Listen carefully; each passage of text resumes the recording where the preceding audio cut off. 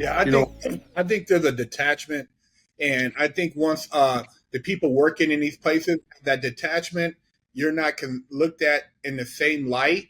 So having been through the system and then been around law enforcement in and outside of prison, and the human factor, person thinks you're no longer considered a fellow human, they don't have any empathy for you. So therefore, whatever you tell them falls on dead ears. And a right. lot of that might be based on if somebody sees your profile and I had a juvenile, this and that. This guy, okay, he's already convicted in my mind because he's just a troublemaker, not knowing that maybe you have had a coming to Jesus moment, or maybe you've changed. You see things and you realize this isn't my world. So I just, I always tell people that going forward, when you're young, you make, rash decisions. You're caught up. You don't know your rights. You don't know the Bill of Rights. You don't know anything about Black's Law Dictionary. You don't know, what you should and shouldn't say, but you're carrying around an unregistered firearm. You're hanging around these people, and maybe you're partying with them, this and that, and you don't really know your friends and who's not your friends. All these are things that you can only say, like, looking back in retrospect now, because I think about my younger version of me.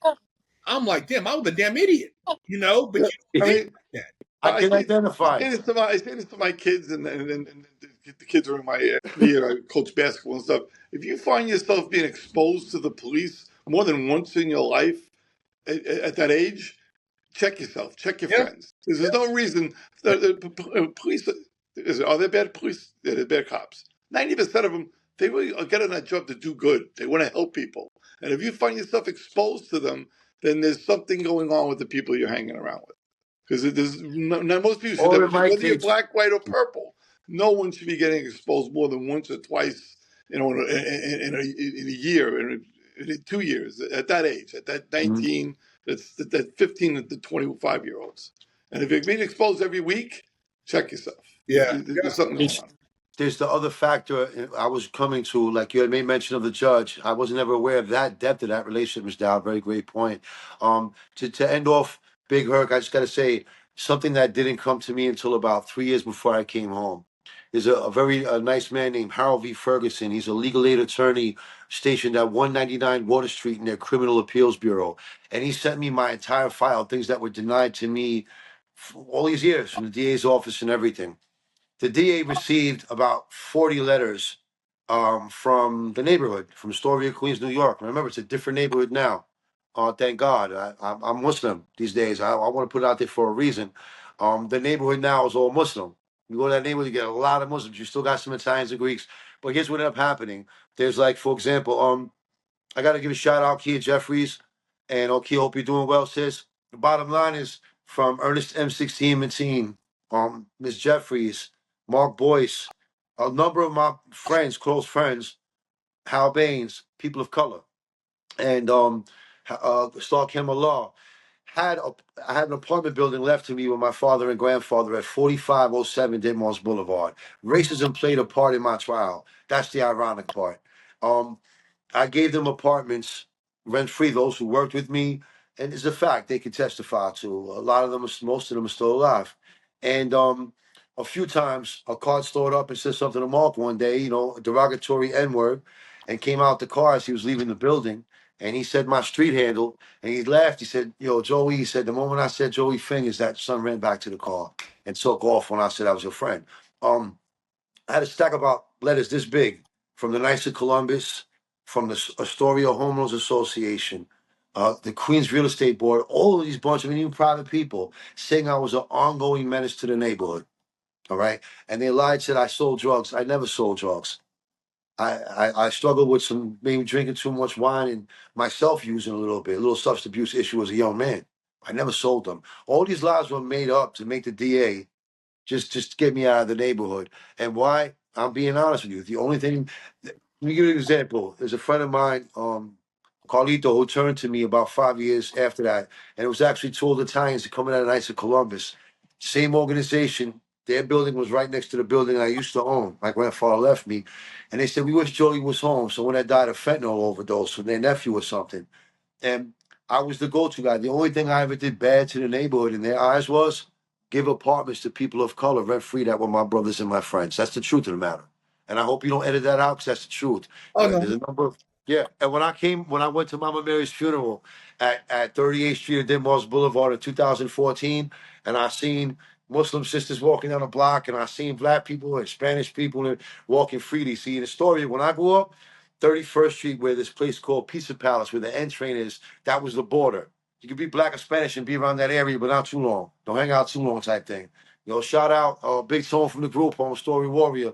Him and the Peace Palace crew. So he's from Trinidad, Tone. That's Peoples. We'd all be there. But other than that, then they'd go to the Story Project Queensbridge. You just didn't mosey onto the neighborhood.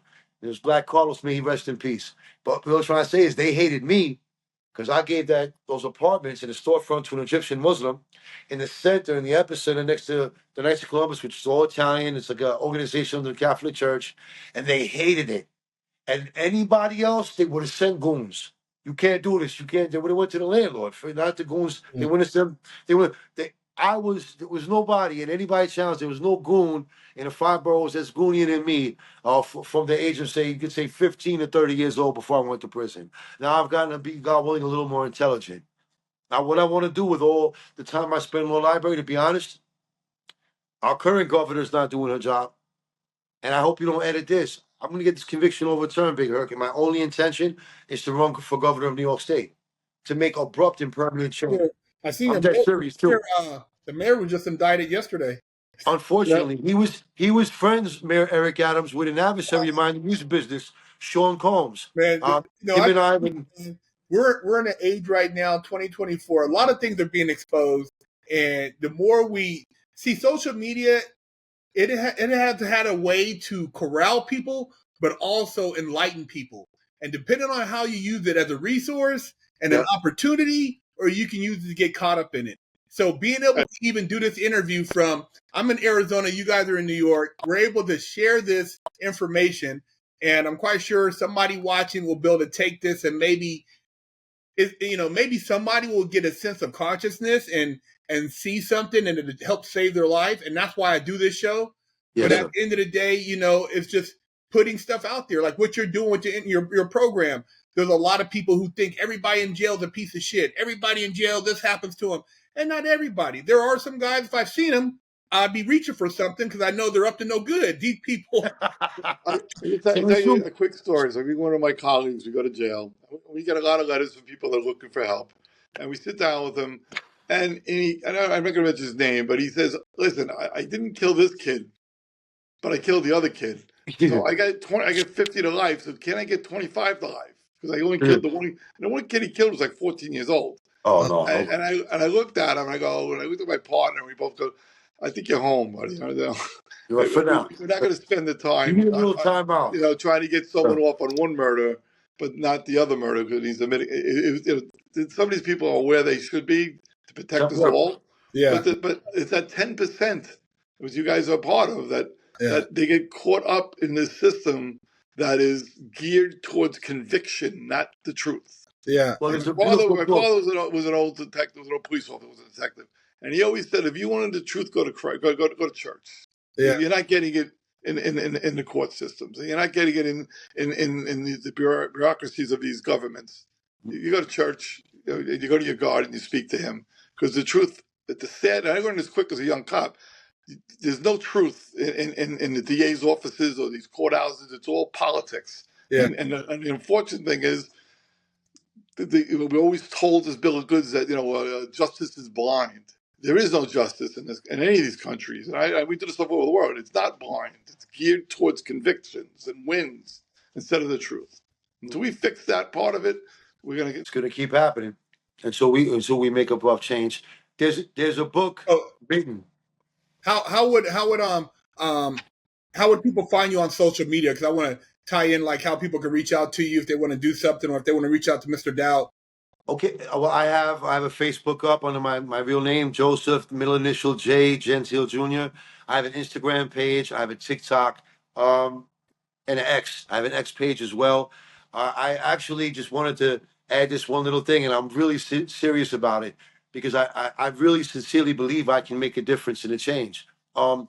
Anybody that has information about my case, if you were to come forward, whether it's Diane, any of the retired police officers, and a comment, we have my judge. very nice woman. She's an ex-prosecutor as well. My current judge, Penna Durant, who inherited the bench of my deceased trial judge, and she inherited all the headaches with my case. I submitted a 440, and as I made mention last week, I went in person with my wife that the district attorney never sent me opposing papers. As a matter of law, the judge's supposed to rule in my favor. A lot of politics again involved in my case. Can I If speak people of? did Can some I digging speak in of? my case, Let me speak of Pandit real quick because it's a very interesting woman. Pandit, very interesting be woman. careful. She still has my She 440. I got. I'm not going to affect your case, but I've had her in the past. She's a ex-Queen District Attorney, the assistant. She was in the appeals division, and I had another client that we did get out of jail, and she did everything she could do to lie, steal, and bargain to try to keep an innocent man in jail. And then they made her a judge. So just be careful. You know, Okay. maybe a When I nice. went to She'll tell when I you went to that a let courtroom, me explain something. You got to be careful. She'll tell you everything you want to hear and then deny you. This is yeah. what they do. That's the game, especially the appeals. Well, can I say something? In Staten Island, I had a judge. Oh, we one innocent man in jail is we have to do whatever. And then what did he do? He listens to all the truth, and the truth was we had the real killer. And he admitted it on tape. I deny it. Just be careful. So I be know, but careful with here's judges. what I said. The DA never submitted papers in opposition. I went in person with my beautiful wife, Tamika Michelle Felton Gentile, last week on a Monday. Said they never submitted opposition, Your Honor, and you can't make a decision. I was gonna say you can't make a decision against me, but I know how to be humble. I'm a humble man, sincerely, but extra humble in a courtroom. And if you're not a member of the bar, play stupid. But she knows I'm not because we did a hearing, Herc. But going back to what he said, he's absolutely right. When it comes to these people, if we're golfing together, we're at the same country clubs. You're Eating coming rice. in, bro. They don't. Pandit's worse because Pandit is friends with the trial attorney. Matter of Mm-hmm. fact, her husband, I think, is the best friends with that trial attorney from the DA's office. She's not Wow. your friend. Oh, I I know know this that. is in public. Just be Mr. very Dowd, I know careful. that. But remember Okay. something, I'm speaking publicly, she may hear these words, and I'll say that she was very cordial and respectful and professional with me. And my You motions know still why? act Because in a she's court. on the Hold record. on. She said she's making a decision. She's making a decision on the 27th. Her clerk said, Mr. Gentile, you don't have to come back in person. When I showed up, there's 6 court officers. Eddie, if you would have been there the day they brought me. Hey, just a little advice. What I would personally do a private notice to wherever it is and get something in writing or get somebody to stipulate. Get you Yes, some sir. affidavits together, brother, and I'm because sorry. the court I'm is going to leave. civil. Here, I so mean, just if you're looking for any empathy, you're not going to get it. I want to So say the best bet is to go, and if you can get anybody that was involved with your case to do an affidavit, notarized, get that affidavit, put the people on notice, and then tie those affidavits into a petition and support. Because before you go public, I'm just telling you like some stuff people don't know. Before you go public with anything, you got to go private. Why do you think all investigations are private? Then the evidence is admitted into the public. You Mhm. can't go public before you go private. You're So right. You have to have the ammunition. you need to get right. your private affairs together. You get Got it. all your people who have said this stuff now when you go public, because remember, without private information, publicly you're bankrupt. That's it. You Uh, have no Can standing. I give some shout outs real quick, real brief ones? This is Yeah, important too. and we'll This wrap it has up. relevance. I want to shout out again Miss Kia Jeffries. I got to shout out. I never met this woman, Jaguar Wright, because she had the heart to do what Miss Wendy Williams did back in the early 2000s. And to any DJs that ever remember a song, and I've circulated it, I went with a friend of mine that worked at Def Jam and got their spin list back in 2003. I didn't do it because I hate on anybody. I did it only because he violated a female I know. And he violated her with 5 more men, and now he's in federal prison. He's indicted federally. We know who I'm talking about. And I went, NYC, this is Patriot Records. I said, Joey Fingers, this song's going out to Fluffy Combs from Bad Girl Records. Half of I called him a foul name, trying to mess with a real gangster. You out your mind? I circulated that to over 400 radio stations. Remember, before electronic, I downloaded the CD and overnighted mail. It cost me over $30,000 to overnight mail every radio station in the country, right? It was a couple of months later, 2, 3 months later. Okay, and Miss Jaguar, right? might have heard of me, and I'm going to forward our podcast to her people. She's with some Italians out in Philly. I seen the guy on the podcast. God bless him for holding down Miss Wright. But it was about 4 or 5 months later, and he's passed away now. And a friend of mine, L, that's all information I'll give on him, comes to my house. Says, Giuseppe, the old man wants to see you. It's all right.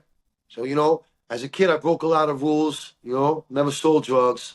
But I used to tell a lot of people who F themselves, even before I had friends in certain circles with my name, certain places. So I go to this place. There's a cafe in Maspeth. So the old man says, again, may he rest in peace. Giuseppe, vieni qua, andiamo. He says, come here, Joey. Hurry up. Come here, hurry up. I said, yeah. He said, salute. Sit down. I sit down. My Italian's horrible. So the other guy, he says, I heard you the old man says to me, I heard you make a good music now. This is in 2004, the year before I was lined up, and Mr. Crusoe was friends with this circle as well. He says, well, I said, I don't want to say his name out of respect again, because I haven't spoken directly to his family, his real blood family. I got to do that. But he says, I heard you make good music now. I said, boss, I said, look, I said, Mr. So-and-so said his name. I said, I'm making music. I don't know if it's good or not. He laughed. I laughed. And then my friend L was going to select the letter L, like Big L from Queens, who escorted me there. Yeah, he's the one who sent for me. He said, L, what's the guy's name again? And he says, Sean Combs. He says, yeah. Then the old man spoke again. He said, old man's a good term amongst Italians. It's not a disrespectful thing, like viejo in Spanish. He says, yeah, Mr. Combs is a friend of ours now. You're like your family. You're like family, but he's a friend of ours now. So you make his music, you make his. What do you think I did, Big Herc? I told him right away. I said, I'm not going to lie to your face. One of those guys in that circle, okay? And anybody, there'll be a bunch of guys talk shit about me in comments. I'm not going to read the comments. If anybody wants to directly hit me on Facebook or something and say, meet you in the octagon, you don't want to do things in the street with me. You really don't. You know, the truth is, where another guy will get slapped on the wrist, they would have me in MDX like John Gotti Jr. buried under the jail. When they came with me, they really came, Big Herc, with 2 SWAT teams, because cops know hand in hand, I'm grabbing 5 guys, I'm beating the brakes off them. I'm very nice at what I do. I'm just talking truth. But the bottom line is, I said to the old man respectfully, I don't lie to no man. I respect and love you. I don't fear you. I fear none except for God. You understand? So I said, I'm not going to lie to you. I can't promise you. Him and I, there's an album, true story, Love and Life. There's a song called Love at First Sight. Big Meth, big homie Meth, shout out Big Meth. Big Meth's on there. That's an interview with my first wife who passed on that song. That's a true story. All right, Love at First Sight, Love and Life album. But that was Mr. Combs' response for me refusing to work with him when I first started my label. As we say in Arabic, Allah is my shahid, God is my witness. He had sent someone to me after he heard a dedication I recorded, a dedication song. That's all I was really messing with music for. And I told that person, tell him thank you, but no thank you. I'm not on this level. I really wasn't planning on doing nothing with music. That created a lot of buzz in the music industry, and I was humbled. A lot of people I grew up listening to when I was on Rikers Island, I heard speaking indirectly, even some songs. I want to leave all that alone because it's nothing to do with the wrongful conviction, I don't think. But the ironic part is the first thing I did when he did that, when the old man told me he was afraid. So in other words, basically Mr. Combs ran to the industry, her true story, and told them the Italians are trying to take our money. I had nothing to do with that. He had something personal with me, so I rejected him. And I knew what he was about because he had gang raped a female I knew, and I knew her husband. And you know what I'm saying? So that man to me is an enemy to me. You know what I'm saying? So in any event, I spit that in 2003, and then I went and made part 2. And I said, Joe, the fluffy cones from Bad Girl Records, DJ Drama, K. Slade, everyone in the street. You heard Joey Fingers shouting out K. Slade. I personally handed Slade the CD, and I said, I don't care who you go to. I said, I'm only half Italian. That's just some ignorant stuff, Big Herc. I was the best of them. I said, I'm only half Italian. The other half Rikers Island. On your bitch ass, I stay styling. I'll leave it at that. But I circulated that, and I made enemies in my own camp. I made enemies all over the planet, and then broke up with a girl who unfortunately fell for somebody's manipulation against me. And I really do hope Diane's okay. And I have every intention upon running for office. This thing gets overturned, I don't care about no Bugatti, no house on the hill. Why? Because there's abrupt change needs to be made in New York, Big Herc. And it can't be made by just being an elected official. Like we got the brother Yusuf Salam. I spoke to Jordan Wright, a close aide of his. He's awesome. You know what I mean? There's a lot of people that is trying to do. Noreen Mealy of Brooklyn, the city councilwoman of Brooklyn. The brother Yusuf Salam, Dr. Yusuf Salam, alhamdulillah, assalamu alaikum to the brother. He's the city councilman of Harlem. They can only do but so much. Look, Mayor Eric Adams had stepped down. So you step on the wrong little crack like this. To me, it's ironic that, listen, and I'm sorry, Big Herc, the last part, unless you're Joe Biden's son, okay? If you're Joe Biden's son, you could do everything you want. You could lie on federal reports and cop firearms, smoke crack, ride around, and ha ha he he. And you're not going to sit in a prison cell. If you're Joe Gentile, Ed Dowd, Big Herc, watch out. Don't step on the crack. But if I ever had the honor of being governor, I'd be the people's governor. I haven't seen Miss Hochul in Brooklyn, Bronx, Manhattan, Staten Island, Queens. I haven't seen her nowhere. The only thing I can say is that, as far as all that, is that when you walk into that Yeah. type of world, Yep. and you decide to not have a private life anymore, you're I playing don't in a want them. whole nother world. I mean, and I'll tell you just to kind of sum it up before we go, but and I wasn't trying to talk politics, but I've seen old videos of Mr. Trump who talked about never being he didn't want to run for politics. He helped a lot of minority. I mean, it blows me I know. away, and I hate the people because there's a lot of people who go crazy when they hear his name. But I'm talking about like people who African Americans, Jesse Jackson, Muhammad Ali. I mean, just Mike Tyson. There's the woman whose family got John murdered. King. He let him John, stay at his hotel. I forgot the singer.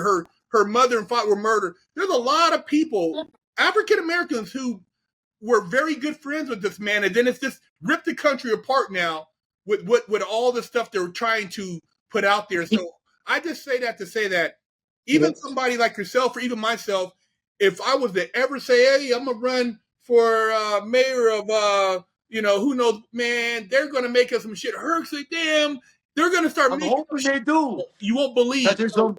that's all I'm saying before we but wrap is that like that world, the shit that they get you caught up in to have a rope around you. I mean, we don't even know what the level. It's a different level of the game, man. Well, I'll man, tell you like this, right? Trump got shot at twice, right? Because he's doing something right, I guess.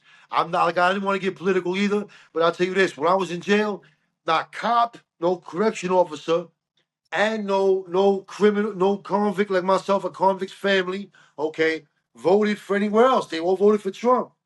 My wife's dark brown skin, well, brown skin. It's She not doesn't even want to really vote. it's not even really racial, but they've made it a racial thing, and it's sad. Yes, they have. I mean, I and the problem I think, and I don't want to go political either, is that But we did it, guys. We're they here. What we do? normalized assassination. This guy has I've seen it. he's been shot at twice, and now the second time they play it like, oh, it's no big deal. Unbelievable. They when he was a president, they impeached him twice, and now I know. impeachment is not a big deal. So there's something going on, and You know what's funny though? hopefully it gets My father loved President Trump, Ed. Before well, he died, he used to laugh because he's so politically incorrect, and it's a breath of fresh air sometimes. But we're not endorsing Republican or my Democrat. reason is I'm Mr. a Dow, Republican. I'm independent. I'm running for governor. All joking aside, guys. Listen, go to New York State's Prison Legal Services Pro Se Victories, November 2021. The toughest opponent Letitia James' office ever had was Joe Gentile, and I overturned her motion to dismiss my motion. That's just one of my motions. But truth be told, who would I endorse as Attorney General of New York State? Miss James, because I never dealt with a tougher opponent than Miss James. And by the way, do you know who came to Trump's inauguration?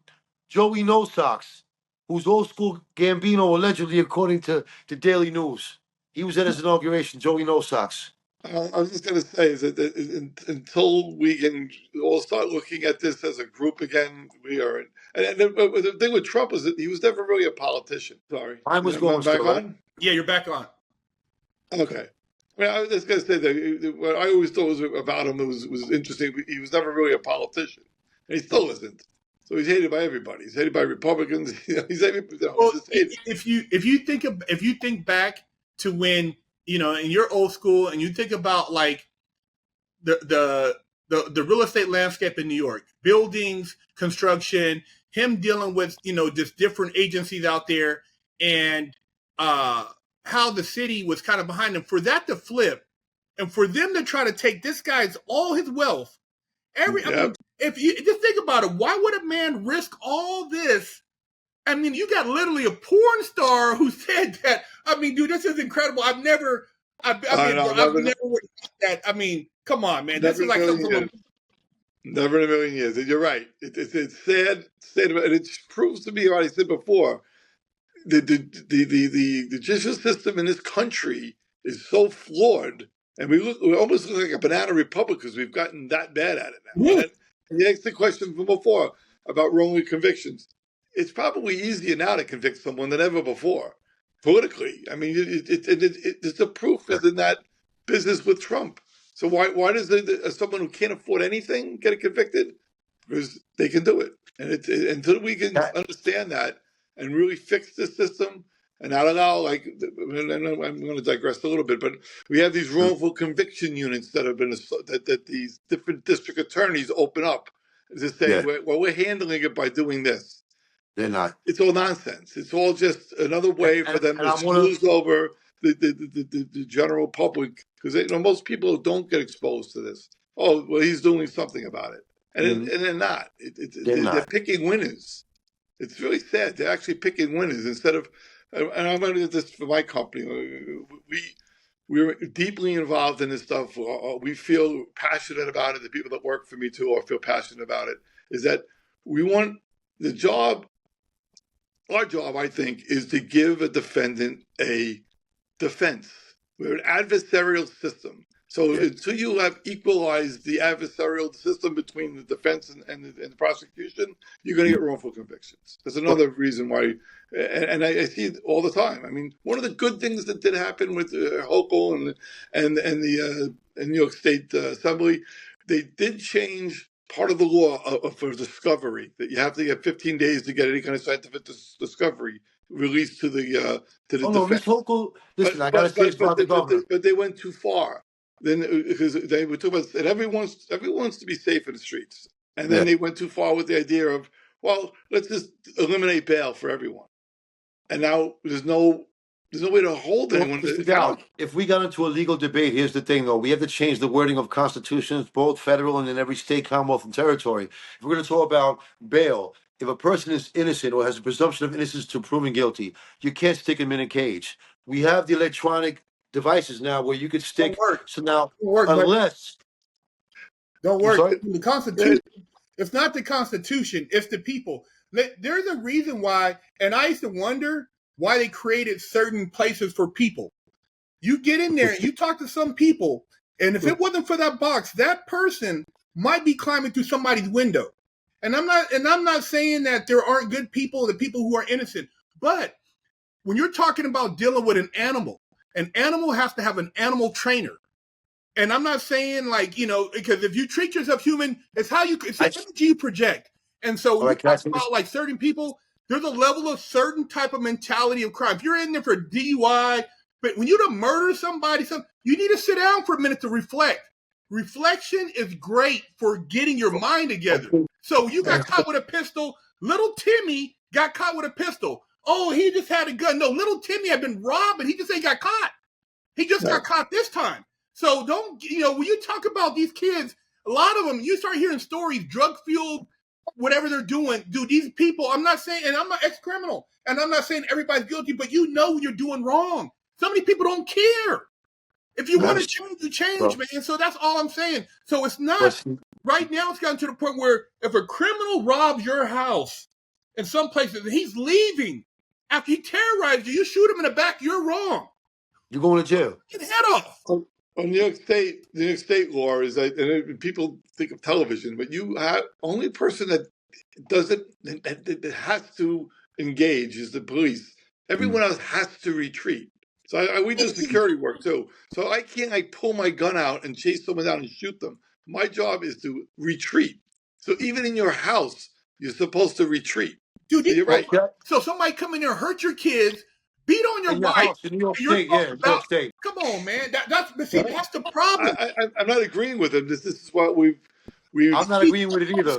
My thing is, we got into a point now where they used to feel like, oh, certain crowd. You used to see dudes in the crowd, hey, man, that's crazy. That guy, put him over there. Now, even the guys who should just steal shoes now are carrying guns. They're not Yeah. stealing bubbles. Now they're carrying guns. So it's elevated. It has to be in the direction we're going in, unless there's, I'm sorry to say, unless there's an extreme something to scare these next generation, bro, we're going to have kids 5 years old shooting people at school, man. Well, they normalize. If we They have normalize. Putin land some missiles here, or China lands some missiles here, that will change a great deal. You said But what? the problem, if we got attacked, if we got really attacked on American soil, that they're discussing. Now. I'm talking about long range IC, Everybody's looking for a Chinese, Iranian, Russian boogeyman. The boogeyman is here. Kids on the fentanyl. Yeah. Kids are on Percocets. They're on drugs, man. They're zombied out. You know what? Being eaten from within. You're absolutely Mr. right. Dowd, you may remember this, and I know Big Herc may remember this, and it comes from two different sides of the spectrum, if you may. At one time, we had what was left from Martin Luther King, Malcolm X, and other civil rights leaders that gave direction to men, and preachers that were really sincere, Christian preachers that were really sincere and had a following. Then we had politicians. So remember something, if I'm born dark-skinned, I'm not trying to hear what the fuck Ronald Reagan got to say. I don't care what Ronald Reagan says how I should live. Why? Because he's the white man. I'm keeping it a buck now. Let's keep it a buck. So the bottom line is, you don't have no one like that today. You got the far left. You think the racial tensions? You think the racial tensions are more severe in the 80s and the 90s, or do you think they became more severe in the 2000s? I grew up in Brooklyn. I never looked at race. I really didn't. I'm a white guy, white Irish guy from Brooklyn, cop. My partners were black. It didn't mean nothing to me. Somewhere in the 90s, we became hyper racial, and I don't know why it happened, but it did. I thought we were in a good direction up until we got into the 90s, and I don't know what caused it. Remember something, the original hip-hop, the early 80s, you had the movie Breaking One, Breaking Two. You'll see white, black, and Spanish that are all from lower-income neighborhoods. You want me to tell you when it happened? Obama, 2016. The black were still trying to get together. You guys are racially, you work hard, you can't get ahead. Obama, multi-millionaire, said about black people, we can't win. So black people polarize that. And then on top of it, you have BLM. All that started, man. I grew up on a military base. Best friend, white guy. Filipino friend. My wife was white. My sister's married. My brother's sisters they're mixed. My whole family is a melting pot. We never talked about that. It didn't start until you had people, Oprah Winfrey, a billionaire, racial discriminate. You're a billionaire. You have athletes talking about race. You're a multi-millionaire. You're not living in goddamn come on, man. 50 Cent said it best recently. He said, if you got two billionaires and one's black, dark skin is the mother, and a white dude, but they're both billionaires, they're never arguing because they're both happy they're billionaires. To your point, though, you said white and black. Look, bro, it's not even. My grandfather went to the military in the South, and he never talked about race. He never used the N-word, none of that. The race stuff, when you start talking with people and you realize you want to have a family with values, no crime, take care, nice household. Every person wants that. Now, when you start talking, that's had nothing to do with race. Mexican, Irish, Italian, black, we all want clean houses, no crime. I don't give a damn if it's a black dude. I don't want you in my neighborhood if you're with the bullshit.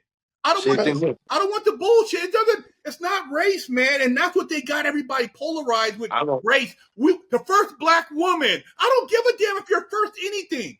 What can you do? What are you going to do, man? Thinking back at Obama, the same thing. I mean, we that's it. Mr. Dowd, I got to do it. Look, both of you said Obama's name, so I got to bring it up now. You guys fact check this. My younger brother, Michael Daniel Gentile, Random House Publishing. Over 20-something years now, Michael's been there.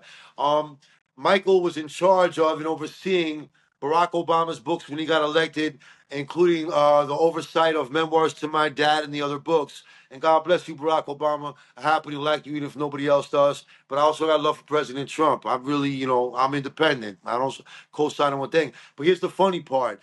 I wrote a letter, a passionate letter, a heartfelt letter in early 2012 My younger brother Michael was in a 6x9 glossy on Random House Publishing's website with Barack Obama. My father, they're hugged up like this, right? My father says to me, Joe, I'm so proud. Your brother met the president. Look, and I get the 6x9 glossy. I'm in Happy Nap, they call it in New York State. It's a Max B, the Eastern Correctional Facility in Napanock, New York. I get it. I write him a heartfelt letter, say, Mr. Obama, please, President Obama, Governor Cuomo, I think we had Cuomo in. He's a Democrat. You're a Democrat. Tell him to listen to these phone calls that prove I'm innocent. The phone calls the DA spoke about in the Daily News that are my sentencing. Please listen to them. Racism and letters from a racist Italian neighborhood made the judge and DA turn a blind eye and deaf ear to my innocence. Okay, Mr. Dowd came to visit me a month later, and I had the utmost confidence after all the history and research I've done and diligence I've done on Mr. Dowd before meeting him. And I had the honor of meeting Mr. Dowd on a visit. First visit, I don't know if you remember, Eddie had no gray in his beard. I maybe had one gray hair if that. Came over, but he was very standoffish. Got me here as a fake rapist. But he said, you're innocent, okay, listen to my story. He left, he came back with a team of a few people, and he smiled, did a glow by him. He said, Joe, I really believe in your innocence. We're looking at these papers. Might have spoke to some people off the record. I don't know the exact words. Then I don't hear from Mr. Dowd for a little while. He had a lot of cases he was handling. When Mr. Dowd came to see me at Fishkill with Aaron Rubin, a good friend of ours, Aaron, Mr. Rubin, the attorney, came to see me. I said, but what happened? He said, Joe, you wrote a threatening letter to Barack Obama. I said, what? He said, the Secret Service told me they're charging you for writing him a threatening letter.